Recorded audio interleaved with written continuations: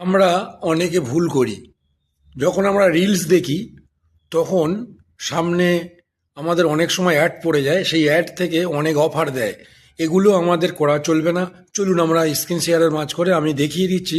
কোনোদিন ভুল করে এই সব মানুষের ফাঁদে পা দেবেন না। দেখুন ভালো করে, আমরা যখন ইনস্টাগ্রামে ফেসবুকে রিলস দেখি তখন এই সব অ্যাডগুলো অফারে চলে আসে।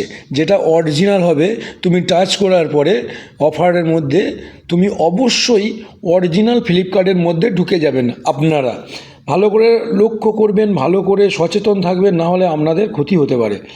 আমার হয়ে গেছে অনেক টাকা। এখানে টাচ করুন, করার পরে অরিজিনাল যদি হয় ঢুকে যাবেন। দেখুন এটা অরিজিনাল। তাহলে এটা আমরা ফ্লিপকার্টে অ্যাপসের মধ্যে ঢুকে গেলাম, ঠিক আছে না? ফ্লিপকার্টে অ্যাপসের মধ্যে ঢুকে গেলাম, এটা অরিজিনাল, ঠিক আছে। আর যেগুলো ডুপ্লিকেট হয় চলুন দেখিয়ে দিচ্ছি। ডুপ্লিকেট দেখুন, এটার মধ্যে আমি টাচ করব, কোনো টাচই নিচ্ছে না।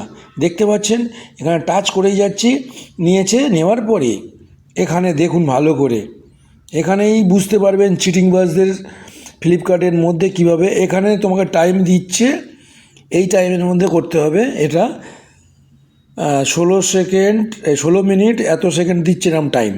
আর কোনো প্রসেস নেই ফ্লিপকার্টে বলে, এগুলো না, আরও অনেক কিছু দেখাবে। মানে এগুলো চিটিংবাজ। ক্যাশ তুমি পেমেন্ট করবে, টাকাটা অন্য জায়গায় চলে যাবে। কারণ আমি ভুক্তভোগী, আমার সঙ্গে এই ঘটনাটা ঘটেছে। আমার 1200-1300 টাকার মতন চলে গেছে। দেখুন এগুলো দেখুন, ফ্লিপকার্ট থাকলে আপনার অ্যাপস এইগুলো আসবে না, ঠিক আছে। এরা চিটিংবাজ, জালি, জোচ্চোর, যত সব মানে ফালতু কারবার, গরিব মানুষের ঠকি খায়। সাবধান, সকলে ভালো থাকবেন, সুস্থ থাকবেন, সতর্ক থাকবেন।